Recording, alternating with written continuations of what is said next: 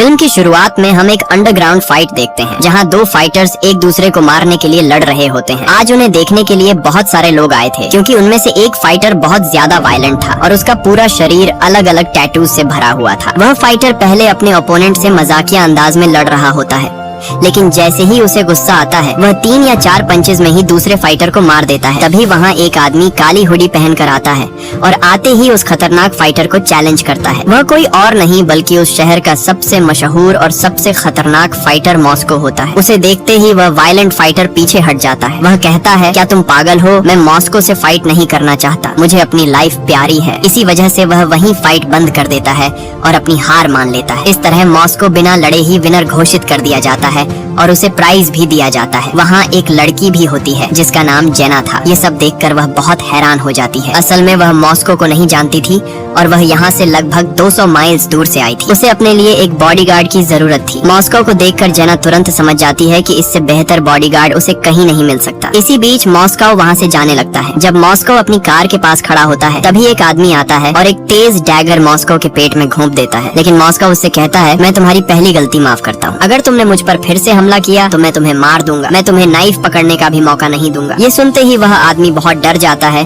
और मॉस्को को मारे बिना वहाँ से भाग जाता है। असल में किसी ने उसे मॉस्को को मारने का डील दिया था, लेकिन मॉस्को कोई आम फाइटर नहीं था। वहाँ मौजूद हर कोई मॉस्को से डरता था। इसके तुरंत बाद जेना मॉस्को का पीछा करती हुई उसकी कार के पास आती है। वहाँ मॉस्को अपने जख्म पर बैंडेज की जगह टेप लगा रहा होता है क्योंकि उस बेचारे के पास बैंडेज खरीदने के पैसे भी नहीं थे। जो पैसे उसे रिवॉर्ड में मिले थे वह उसने अपने अगले ओपोनेंट को दे दिए थे ताकि वह अगले कुछ दिन गुजार सके। जेना ने ऐसा आदमी पहले कभी नहीं देखा था, इसीलिए वह कहती है, आपका दहशत इतना ज्यादा है कि लोग आपको मुफ्त में पैसे दे देते हैं, लेकिन आपके पास दवा लेने तक के पैसे नहीं है। इस पर मॉस्को कहता है, अगर तुम ज्यादा घमंड दिखाओगी तो कल का सूरज नहीं देख पाओगी। फिर वह जेना से कहता है कि टेप पकड़ो। इसके बाद वह अपने जख्म को साफ करता है और उस पर टेप लगा लेता है। जेना कहती है, मुझे माफ कर दीजिए, मैंने सोचा था कि आप लड़कियों से प्यार से बात करते होंगे, इसलिए मैं आपसे मजाक कर रही थी। इस पर मॉस्को अब सख्त लहजे में जवाब देता है और कहता है, तुम्हें मुझसे क्या चाहिए? जेना कहती है, ज्यादा कुछ नहीं, बस एक छोटा सा काम, बस आप मेरे बॉडीगार्ड बन जाइए और मेरी प्रोटेक्शन कीजिए। मॉस्को कहता है,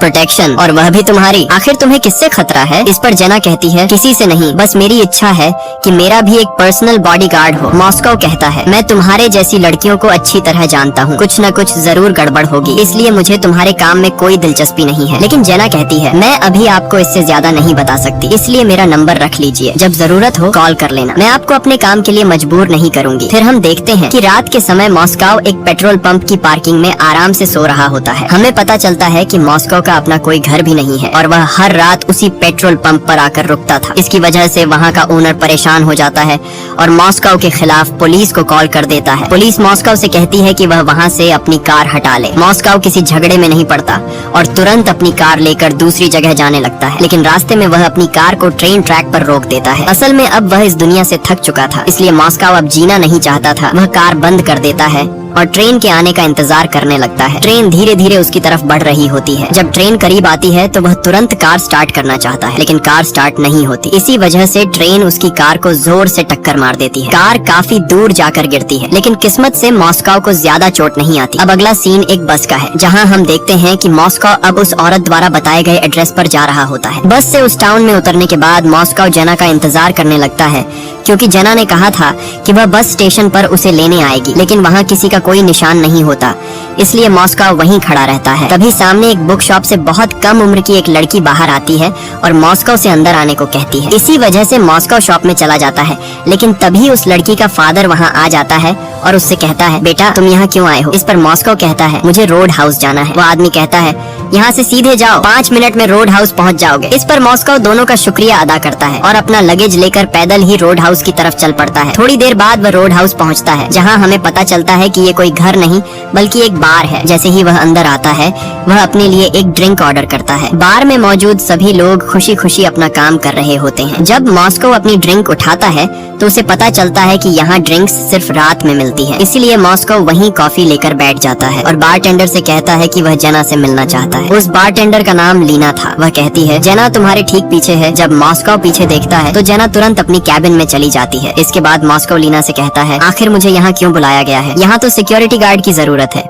बॉडीगार्ड की नहीं, और यहाँ जेना की लाइफ को भी कोई खतरा नहीं है। तो क्या मैं सिर्फ यहाँ बैठने के पैसे लेने आया हूँ? इस पर लीना कहती है, तुम्हें रात में सब पता चल जाएगा। जैसे ही रात होती है वे देखते हैं कि क्लब में 2 लोग आपस में लड़ रहे हैं, जिन्हें कुछ बारटेंडर्स अलग कर देते हैं। लेकिन थोड़ी देर बाद वहाँ 7 या 8 गुंडे आ जाते हैं। आते ही वे बार में तोड़फोड़ शुरू कर देते हैं, लेकिन मॉस्को उन्हें बस मुस्कुरा कर देखता रहता है। जेना अपनी कैबिन में बैठकर ये सब देख रही होती है। फिर वे गुंडे एक पूल टेबल के पास आते हैं, जहाँ वे एक लड़की को परेशान करने लगते हैं। यह देखकर मॉस्को आखिरकार अपनी सीट से उठता है। जैसे ही वह आगे बढ़ता है, वह बारटेंडर से वहाँ से हट जाने को कहता है। यह देखकर उन गुंडों का लीडर, जिसका नाम जेसन था, मॉस्को से कहता है, देखो ब्रो, लगता है तुम यहाँ नए हो, ज्यादा हीरो बनने की कोशिश मत करो वरना मुफ्त में मारे जाओगे। लेकिन मॉस्को कहता है, ठीक है, तुम विलन हो और मैं हीरो हूँ, और तुम जान लो हीरो हमेशा विलन को मारता है। यह कहकर मॉस्को बाहर आ जाता है और वे सारे गुंडे भी उसके पीछे आ जाते हैं, क्योंकि उन्हें मॉस्को पर बहुत गुस्सा था। जैसे ही वे बाहर आते हैं, वे मॉस्को को मारने की धमकी देने लगते हैं। उनकी फाइट के दौरान बाकी लोग भी बाहर आकर खड़े हो जाते हैं। वहाँ मॉस्को जेना से कहता है, इन 2 कौड़ी के गुंडों के लिए तुम मुझे इतनी दूर से बुलाकर लाई हो, इन्हें तो कोई भी हरा सकता है। इतने में चारों तरफ से वे गुंडे मॉस्को को घेर लेते हैं, लेकिन मॉस्को जरा भी नहीं डरता और अचानक जेसन के चेहरे पर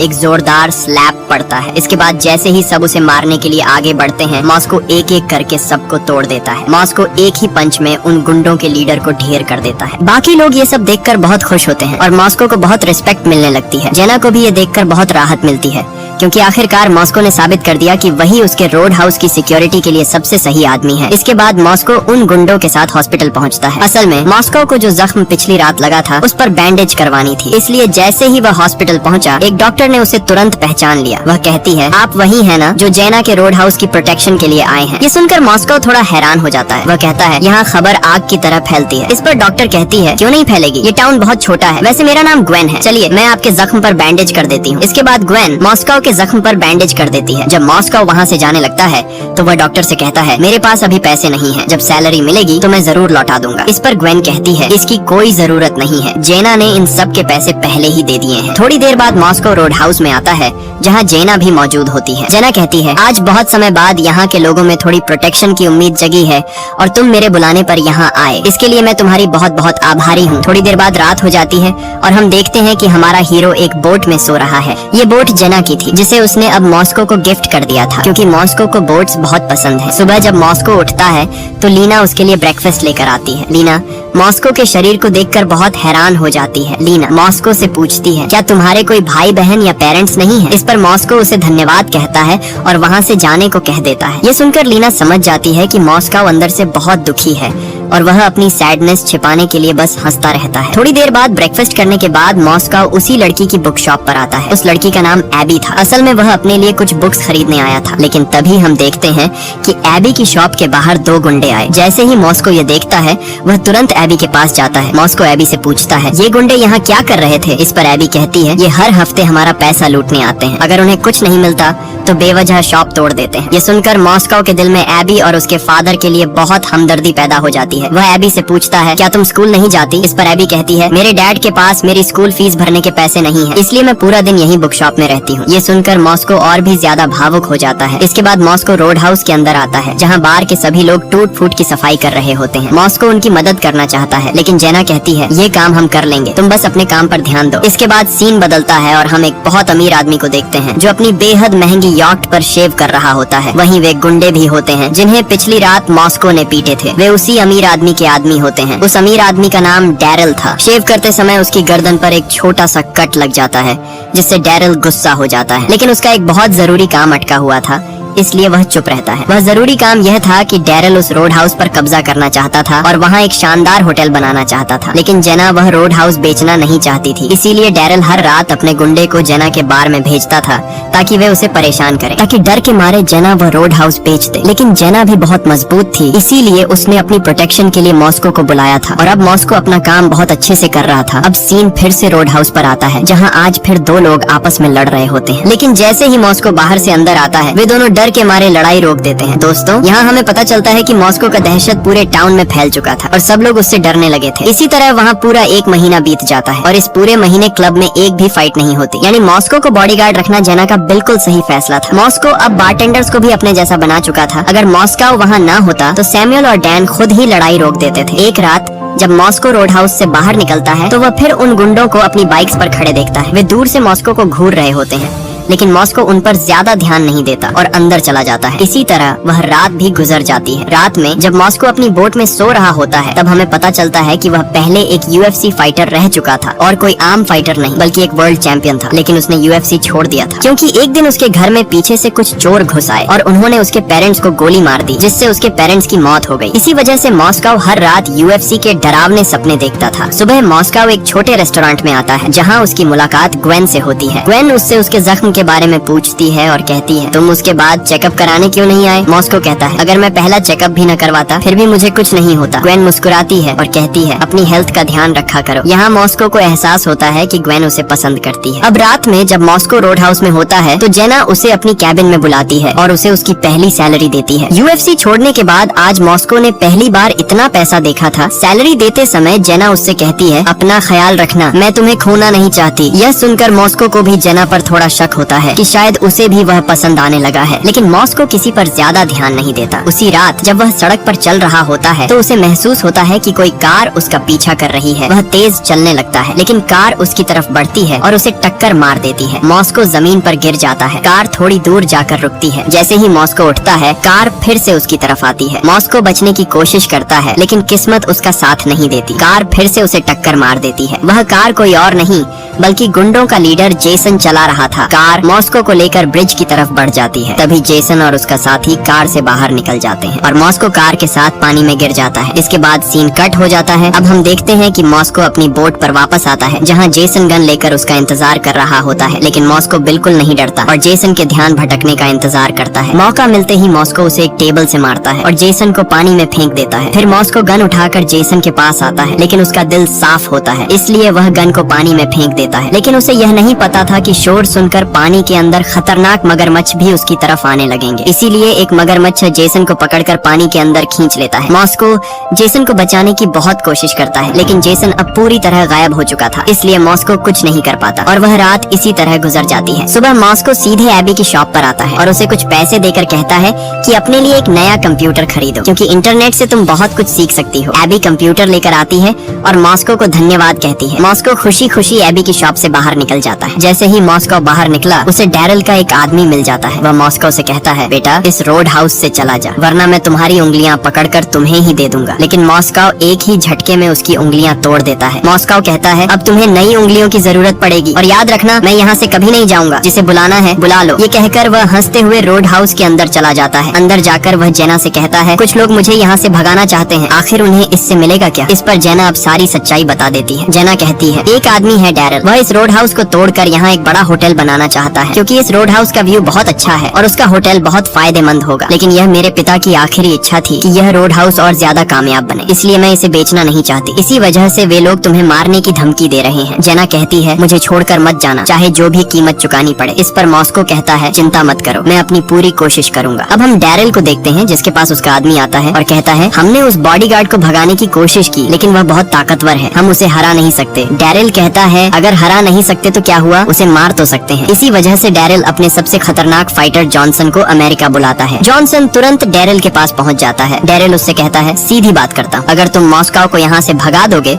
तो तुम्हें बहुत पैसा मिलेगा। अगर उसकी हड्डियां काम न करें तो उसकी जान ले लेना। इसके बदले में तुम्हें 10 गुना ज्यादा पैसे दूंगा। अगर यह भी काम न आया तो मैं तुमसे भी खतरनाक लोग बुला लूंगा। मेरे पास बहुत पैसा है। दोस्तों, जॉनसन बहुत अजीब किस्म का आदमी था। उसे किसी चीज की परवाह नहीं थी और वह बेहद खतरनाक फाइटर था। अब वह मॉस्को के पीछे पड़ चुका था। सीन फिर मॉस्को पर आता है जो रोड हाउस में बैठा होता है। तभी डैरल वहाँ आता है और कहता है, देखो पैसा किसे नहीं चाहिए, अगर तुम मेरे लिए काम करोगे तो मैं तुम्हें मिलियनेयर बना दूंगा। लेकिन मॉस्को कहता है, अभी मेरा कॉन्ट्रैक्ट 6 महीने का है, 6 महीने बाद आकर बात करना। ये सुनकर डैरल बहुत गुस्सा हो जाता है और चुपचाप बाहर चला जाता है। लेकिन तभी वहाँ जॉनसन की एंट्री होती है। आते ही वह चारों तरफ से रोड हाउस तोड़ना शुरू कर देता है। वह इतना खतरनाक था कि बारटेंडर्स को भी मारने लगता है। यह देखकर मॉस्को आखिरकार उठता है और उसे रोकने की कोशिश करता है। जॉनसन कहता है, मैं तो बस अपनी ताकत जांच रहा हूँ, चाहो तो तुम भी मेरे साथ अपनी ताकत आजमा सकते हो।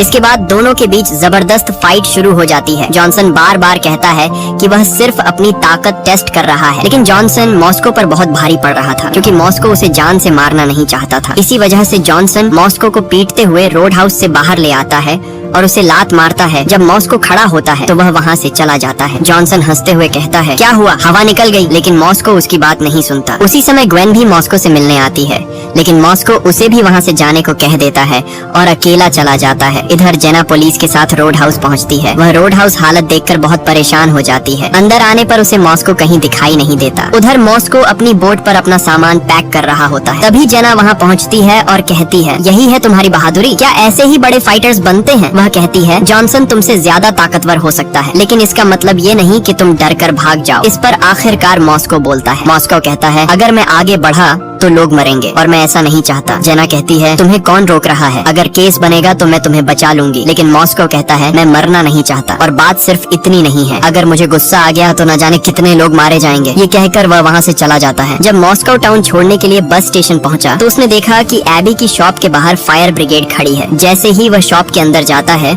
उसे सब कुछ जला हुआ दिखता है। यह देखकर उसे बहुत गुस्सा आता है। वह देखता है कि बेचारी एबी और उसके पिता भी उसी शॉप में जल गए थे। उसे पूरा यकीन हो जाता है कि यह सब डैरल और जॉनसन ने किया है। यह देखकर मॉस्को का गुस्सा और भी बढ़ जाता है क्योंकि एक एबी ही थी जिसकी वह यहाँ सबसे ज्यादा परवाह करता था। इसी वजह से वह बस में जाने की बजाय सीधे डैरल के अड्डे पर पहुँच जाता है। वहाँ उसे जॉनसन तो नहीं मिलता, लेकिन वह वहाँ मौजूद सभी आदमियों को एक एक करके मार देता है। वह सिर्फ एक आदमी को जिंदा छोड़ता है और उससे कहता है, अपने बॉस को बता देना मैं कहीं नहीं जा रहा और अब मैं तुम सबको कच्चा चबा जाऊंगा। इसके थोड़ी देर बाद मॉस्को अपनी बोट पर कुछ सामान लेने आता है। वहाँ हम देखते हैं कि उसके फ्रीजर में एक लाश रखी हुई थी। हाँ दोस्तों, अब मॉस्को किसी भी कीमत पर रुकने वाला नहीं था। जिस बात से वह डरता था कि उसके गुस्से से लोगों की जान जाएगी, वही अब हो रहा था। इसके बाद मॉस्को अपनी बोट को समंदर के अंदर ले जाता है जो टाउन से थोड़ा दूर था। इसी वजह से जब पुलिस वहाँ पहुँचती है तो वह एक पुलिस वाले को तुरंत मार देता है। पुलिस को मारने के बाद वह फिर बीच के किनारे आता है। वहाँ से वह एक बड़े बिजनेसमैन की बोट चुरा लेता है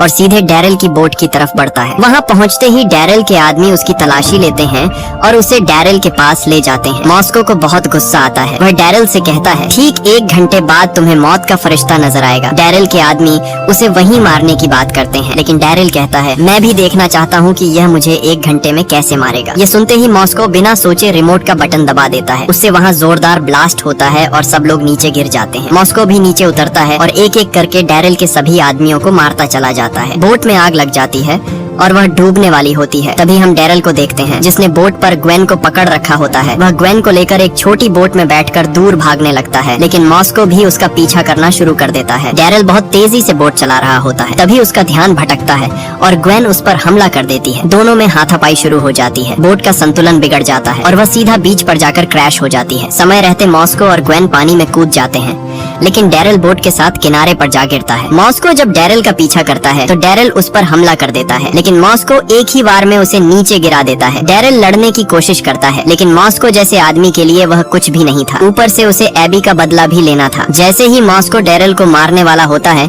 तभी पीछे से एक कार आकर उसे टक्कर मार देती है, जिससे मॉस्को नीचे गिर जाता है। उस कार में कोई और नहीं बल्कि जॉनसन होता है। बाहर निकलते ही वह मॉस्को से लड़ने लगता है। दोनों की जबरदस्त फाइट शुरू हो जाती है। दोनों एक दूसरे की जान के प्यासे होते हैं। एक समय ऐसा आता है जब जॉनसन मॉस्को को नीचे गिरा देता है और उसकी आंख में लकड़ी घुसाने वाला होता है। मॉस्को किसी तरह उसे रोक लेता है, लेकिन जॉनसन वही लकड़ी सीधे उसकी पीठ में घुसा देता है। जॉनसन किसी साइको से कम नहीं था। वह इतना ज्यादा घायल होने के बावजूद भी हंस रहा था। तभी पीछे से डैरल जॉनसन से कहता है कि तुरंत मॉस्को को मार दो और मैं तुम्हें $10 मिलियन दूंगा। अगर तुम यह काम नहीं कर पाए तो तुम्हें 1 रुपया भी नहीं मिलेगा। यह सुनते ही जॉनसन को डैरल पर बहुत ज्यादा गुस्सा आ जाता है। जॉनसन गुस्से में कहता है कि तुम्हें सिर्फ अपने पैसों पर घमंड है, तुमसे तो एक मक्खी भी नहीं मरती। अब देखो तुम्हें कौन बचाता है। इतना कहते ही जॉनसन एक ही पल में डैरल की गर्दन तोड़ देता है और उसे मार देता है। इसके बाद वह धीरे धीरे मॉस्को की तरफ बढ़ने लगता है, लेकिन अब मॉस्को हिम्मत जुटाता है और लकड़ी से जॉनसन पर 5 बार वार करता है और उसे मार देता है, जिससे जॉनसन नीचे गिर जाता है। बहुत ज्यादा खून बहने की वजह से जॉनसन जल्दी ही मर जाता है। ये सब ग्वेन भी देख रहा था, लेकिन मॉस्को बिना कुछ कहे वहाँ से चला जाता है। अब क्योंकि डैरल मर चुका था और जेना के रोड हाउस पर कोई खतरा नहीं बचा था, इसलिए जेना मॉस्को से वापस जाने को कहती है। वह कहती है कि चिंता मत करो, हर महीने तुम्हारी सैलरी तुम्हारे अकाउंट में आती रहेगी। इसी के साथ दर्द से भरी यह मूवी खत्म हो जाती है। दोस्तों, अगर वीडियो पसंद आई हो तो लाइक करें और ऐसी मूवी एक्सप्लेनेशंस के लिए चैनल को सब्सक्राइब जरूर करें।